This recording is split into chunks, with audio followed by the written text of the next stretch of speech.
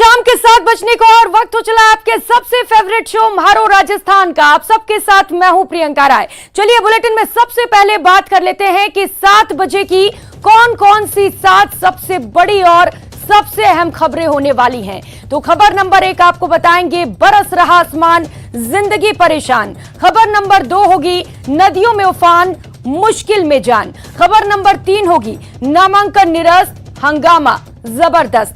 खबर नंबर 4 आपको बताएंगे, सर्व समाज का संग्राम।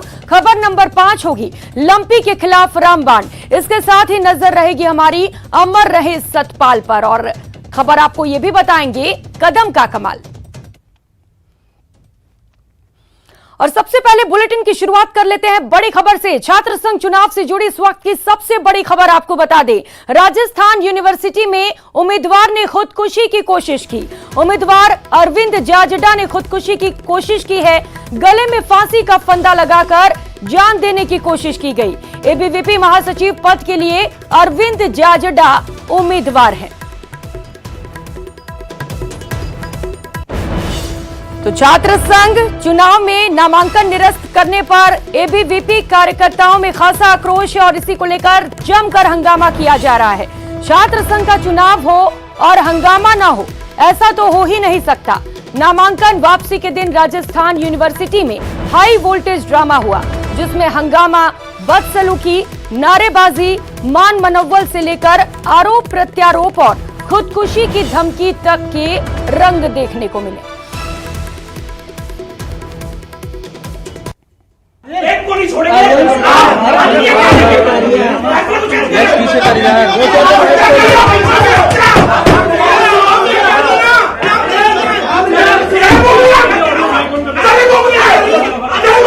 कभी कहा हमने कि बीजेपी किसी नेता हमने नारे लगाए हो, कभी एबीपी के कार्यकर्ताओं ने बताओ, नहीं लगाया कभी। और एक चीज मैं बता दूं, एबीपी के अगर सबसे ज्यादा मुकदमे लगे तो बीजेपी सरकार में लगे। बात वो नहीं है, बात ये है जब कोर्ट में निर्णय आ गया इनको लड़ने के लिए, और कल फिर यूनिवर्सिटी प्रशासन ने और जो इनके नुमाइंदे इन्होंने वापस डबल बेंच में वहां पे अपील दायर की। कल दोबारा फैसला आया, उसमें भी इनको एलिजिबल ठहरा दिया गया। फिर भी नामांकन रद्द क्यों? नामांकन खारिज होने पर नाराजगी। अगर अखिल भारतीय विद्यार्थी परिषद के साथ सरकार ऐसे ही अत्याचार करते हुए विद्यार्थी परिषद का कार्यकर्ता ये छात्र संघ चुनाव नहीं होने देगा। मैं खुद आत्महत्या करूंगा अगर सरकार ऐसे ही दबाव बना के छात्रों की आवाज को दबाएगी तो मैं और हमारे कार्यकर्ता 26 तारीख को लाशें बिछेगी राजस्थान के अंदर अगर चुनाव। अधिकारी से एबीवीपी नेता की बदसलूकी। और मैडम सुनो, यहाँ मर के जाएंगे, हमारी लाशें जाएंगे या आपकी जाएंगी, क्योंकि ये न्यायालय का फैसला है और इस न्यायालय के फैसले के खिलाफ यदि गए तो हमारी लाशें इसमें न्यायालय से जाएंगी और 50 नहीं जाएगा।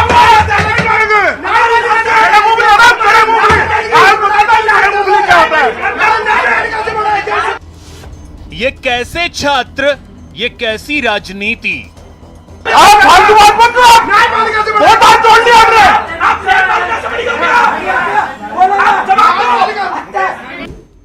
राजस्थान यूनिवर्सिटी में छात्र संघ चुनाव के दौरान का ये है हाई वोल्टेज ड्रामा।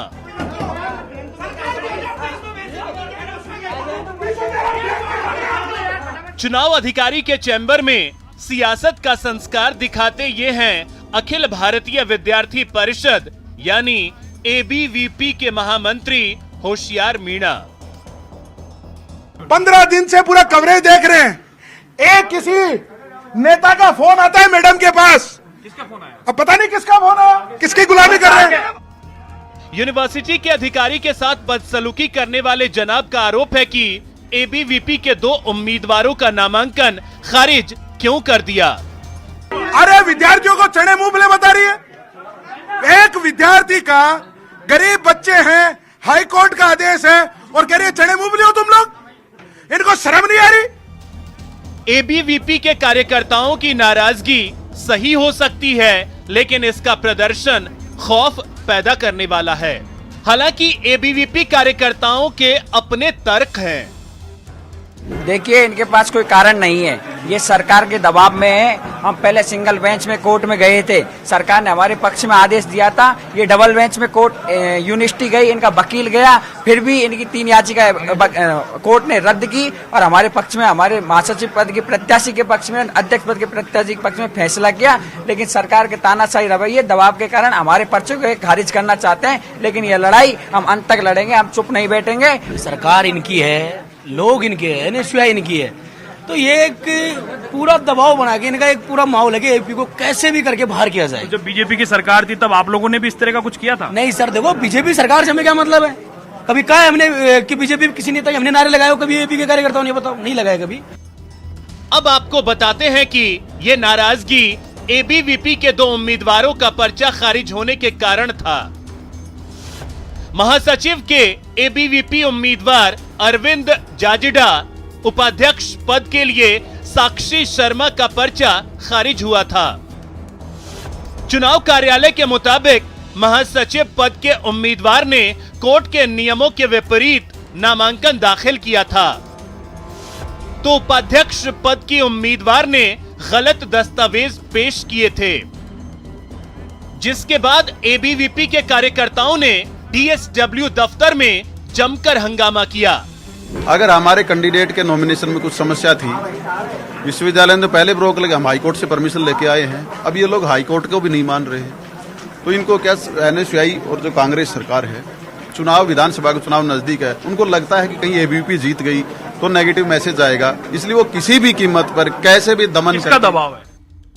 नामांकन वापसी के दिन कैंपस में हाई वोल्टेज ड्रामा के कई एपिसोड हुए। अध्यक्ष पद के निर्दलीय उम्मीदवार निहारिका मीणा के समर्थक नरेश मीणा प्रताप भानु मीणा से भिड़ गए। इस दौरान नरेश ने भानु का कॉलर पकड़ लिया। निहारिका ने पहले प्रताप भानु से अध्यक्ष पद पर नामांकन वापस लेने की अपील की। निहारिका मीणा प्रताप भानु की बहन मनीषा मीणा के पैर पर गिर पड़ी। आपको बता दें कि 2 साल बाद हो रहे छात्र संघ चुनाव के लिए मतदान 26 अगस्त को होगा, तो 27 अगस्त को चुनाव के परिणाम आएंगे। न्यूज़ 18 राजस्थान के लिए जयपुर से लवली वधवा की रिपोर्ट। और इसी खबर पर ज्यादा जानकारी के साथ जयपुर से सहयोगी लवली वधवा इस वक्त सीधे हमारे साथ जुड़ चुके हैं, उन्हीं के पास चलते हैं और भी ज्यादा जानकारियां लेते हैं। लवली, चुनाव में नामांकन रद्द हुआ और एबीवीपी का हल्ला बोल जारी हो गया, हंगामा शुरू हो गया और अब बात तो आत्महत्या की कोशिश तक पहुंच गई है। क्या कुछ ताजा अपडेट वहां से, क्या कुछ ताजा तस्वीरें बताइएगा जरा। देखिए, बिल्कुल ताजा तस्वीरें आपको दिखाने की कोशिश करेंगे। जैसा कि 1 बजे से जो धरना चल रहा था, जो मोर्चा खोला हुआ था एबीवीपी ने, वो लगातार अभी भी जारी है कमोबेश। और इसी कमरे के अंदर जो डीएसडब्ल्यू और उनके तमाम लोग हैं, उन्हें लेकर के जो है ये तमाम अखिल भारतीय विद्यार्थी परिषद के जो कार्यकर्ता हैं, ये यहाँ पर धरने पर बैठे हुए हैं। ये इस मांग को लेकर के धरना कर रहे हैं कि इनकी बातों को सुना जाए, जो कोर्ट का ऑर्डर है उसकी पालना कराई जाए। और यहाँ पर आप देख सकते हैं चारों तरफ ये अखिल भारतीय विद्यार्थी परिषद के कार्यकर्ता मौजूद हैं। पुलिस ने एक घेरा बना लिया है। पुलिस चाह रही है कि या तो ये लोग निकल जाए ऑर्डर जारी होने के साथ साथ ही, नहीं तो पुलिस की तैयारी है कि इन्हें यहां से निकाला जाए। इन लोगों को निकालने के लिए कहा गया है। हमारे साथ में होशियार मीणा है। क्या सहमति बनी आम लोगों की या सहमति नहीं बन पा रही है? कोई सहमति नहीं बनी है। एनएसयूआई के सहारे पर सरकार के लोगों ने जिस तरीके से हमारे प्रत्याशियों के नामांकन खारिज किए हैं, ये बहुत ही निंदनीय है। सरकार एनएसयूआई के सहारे पर और कांग्रेस के इस बात की सूचना मिल गई आपको कि नामांकन खारिज है? नहीं, हमें सूचना नहीं मिली है। हमको कह रहे हैं कि आप कोर्ट की कॉपी लाइए। अरे डबल बेंच में हम गए नहीं है तो कोर्ट की कॉपी हम क्यों लाए? कोर्ट की कॉपी लाए विश्वविद्यालय। कोर्ट का काम हमने जो कॉपी लगाना था वो कोर्ट की कॉपी हम लोगों ने लगा दी है और सर्टिफाइड कॉपी है जिस पे बैच लगे हुए हैं। इसलिए हमको ये लोग मूर्ख बनाने का काम कर रहे हैं। एक संगठन को जिताने के लिए पूरी सरकार लगी हुई है, पूरा सरकारी तंत्र उनके लिए काम कर रहा है। ये दुर्भाग्य की बात है। अपने आप को गांधीवादी कहने वाले मुख्यमंत्री जी, आपकी यही है गांधीवादिता। आप अपने आप को गांधीवादी कहते हो। इन छात्रों पर आपने जिस तरीके से कल बर्बरतापूर्वक लाठीचार्ज करवाया, एबीवीपी के कार्यकर्ता ठीक है लवली, बिल्कुल कार्यकर्ता लगातार आरोप लगा रहे हैं। आरोप प्रत्यारोप का दौर भी शुरू हो चुका है, लेकिन सवाल यही है कि आखिर यूनिवर्सिटी से कोई भी जिम्मेदार आगे आकर ये बात क्यों नहीं बता रहा है कि इन लोगों के नामांकन को रद्द क्यों किया गया है। बहुत शुक्रिया लवली आपका इन तमाम जानकारियों के लिए। और अब बात सीएचए के हल्ला बोल की। पिछले काफी महीनों से अपनी सेवा बहाली की मांग कर रहे कोविड स्वास्थ्य सहायकों ने आज श्रीगंगानगर के सूरतगढ़ उपखंड कार्यालय के बाहर प्रदेश के पूर्व राजस्व मंत्री और पंजाब कांग्रेस के प्रभारी हरीश चौधरी का घेराव किया और अपनी मांगों को लेकर जमकर नारेबाजी की। पिछले काफी महीनों से सेवा बहाली की मांग कर रहे कोविड स्वास्थ्य सहायकों की मांगों पर अभी तक कोई कार्रवाई नहीं हुई है, जिससे उनमें खासा आक्रोश है। मिली जानकारी के मुताबिक आज श्रीगंगानगर के सूरतगढ़ में ओबीसी आरक्षण को लेकर बुलाए गए महापड़ाव में पूर्व राजस्व मंत्री हरीश चौधरी भी शिरकत करने आए थे, जहां उन्हें कोविड स्वास्थ्य सहायकों के गुस्से का सामना करना पड़ा।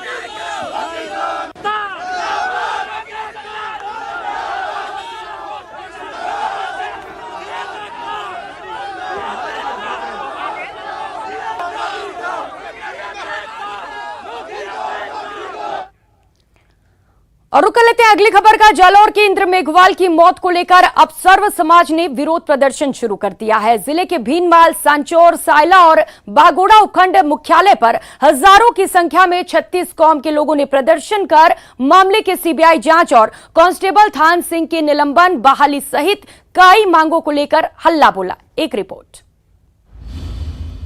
जांच की मांग को लेकर सर्व समाज ने भरी हुंकार। जिले के 4 उपखंड मुख्यालय पर लोगों ने किया प्रदर्शन। सीबीआई जांच, कांस्टेबल थान सिंह की बहाली की मांग पकड़ी जोर। मांग एक ही है कि शैल सिंह के ऊपर जितने भी आरोप लगाए हैं उसकी निरपेक्षता से जांच होनी चाहिए। इंसाफ नहीं होने पर सरकार होगी जिम्मेदार। पूरे प्रकरण को लेकर अब 36 कौम ने मोर्चा खोल लिया है। पूरे प्रकरण की सीबीआई से जांच और कांस्टेबल थान सिंह की निलंबन, बहाली सहित पूरे प्रकरण के अंदर निष्पक्ष जांच की मांग को लेकर जालौर जिले के तमाम उपखंड मुख्यालयों पर सर्व समाज ने हल्ला बोल दिया है। शैल सिंह को! शैल सिंह को! जालौर का सुराना गांव सियासत का अखाड़ा बन चुका है।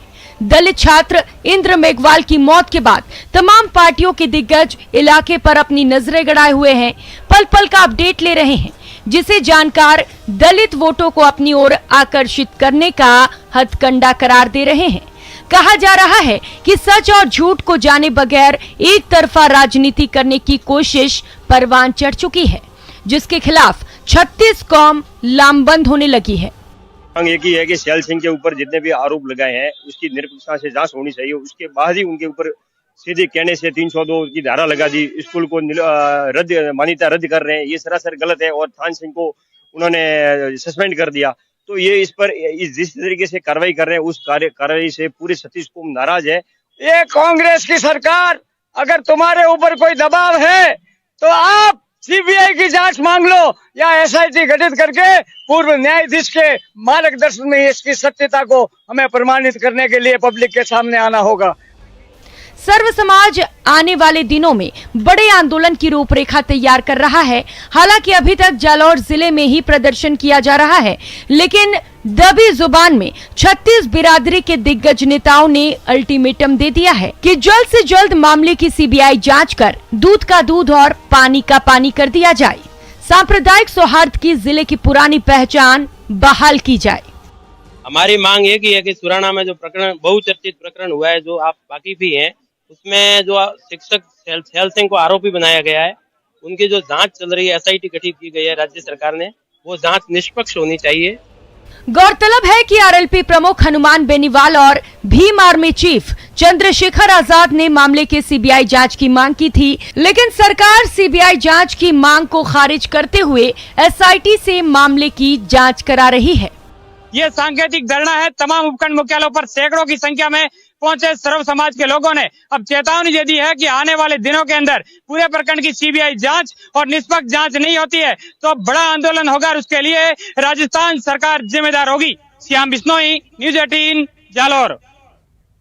ब्रेक के बाद आप सभी का स्वागत है और जयपुर से खबर है। राजधानी जयपुर के साईपुरा बाग में आयोजित हाई प्रोफाइल पार्टी आयोजित करने वाले 5 आयोजकों को कोर्ट ने 2 दिन की पुलिस रिमांड पर भेज दिया है और बाकी सभी ग्राहकों और 13 बार बालाओं को जमानत पर छोड़ दिया है। जयसिंहपुरा खोर थाना पुलिस ने फार्म हाउस पर शनिवार रात 2 बजे पकड़े गए सभी 84 लोगों को कल कोर्ट में पेश किया था।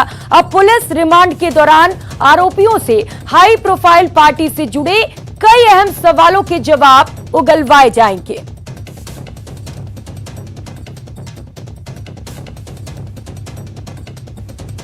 तो एक फार्म हाउस पर हाई प्रोफाइल पार्टी चल रही थी, जहां पर पुलिस ने रेड मारकर 84 लोगों को गिरफ्तार किया था और अब चौंकाने वाले खुलासे इस पूरे मामले पर होंगे, क्योंकि 2 दिन के रिमांड पर सभी लोगों को सौंप दिया गया है और अब इनसे पुलिस तमाम अहम राज उगलवाने की कोशिश करेगी।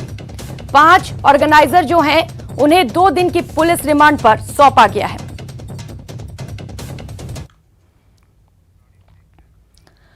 तो वही राजस्थान पुलिस ने अवैध डांस बार को लेकर सख्ती बढ़ा दी है। जयपुर में 2 दिन पहले बाहर से लड़कियां लाकर फार्म हाउस में अवैध डांस बार चलाने के मामले में खुलासे के बाद पुलिस ने अब ऐसे मामले को लेकर मानव तस्करी से जोड़ने के निर्देश दिए हैं।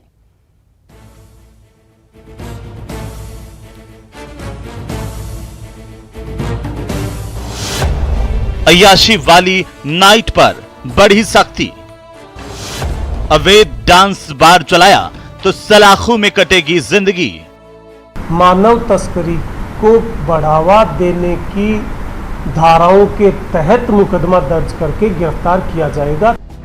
शनिवार देर रात जयपुर से चंद किलोमीटर दूर साईपुरा बाग के एक फार्म हाउस में अवैध डांस बार केस ने पुलिस को सतर्क कर दिया है। देर रात अवैध तरीके से शराब और शबाब के कॉकटेल के साथ पार्टी कर रहे 84 लोगों के खिलाफ पुलिस की कार्रवाई हुई थी। इस घटना से सबक लेते हुए जयपुर पुलिस ने साफ किया है कि बाहरी राज्यों से बार बालाओं को बुलाकर देर रात तक डांस बार चलाने वालों के खिलाफ सख्त कार्रवाई होगी। ऐसे अवैध डांस बार संचालकों के खिलाफ मानव तस्करी की धाराओं में मुकदमा दर्ज किया जाएगा। गैर जमानती धाराओं में दर्ज मुकदमे की वजह से इन बार संचालकों को जल्दी से कोर्ट से जमानत नहीं मिलेगी। कोई डांस बार की शिकायत मिलती है तो संचालनकर्ता क्लब मालिक के खिलाफ मानव तस्करी को बढ़ावा देने की धाराओं के तहत मुकदमा दर्ज करके गिरफ्तार किया जाएगा। अब तक साधारण धाराओं में केस दर्ज होने से डांस बार संचालकों पर इसका खास असर नहीं दिखता था, लेकिन अब इन अवैध डांस बार पर नकेल कसने के लिए जयपुर पुलिस ने सख्त रुख अपनाया है। क्राइम ब्रांच पुलिस ने साईपुरा बाग रिजोर्ट में शनिवार की रात छापेमारी कर हाई प्रोफाइल पार्टी का भंडाफोड़ किया था, जिसमें 84 लोगों को गिरफ्तार किया गया।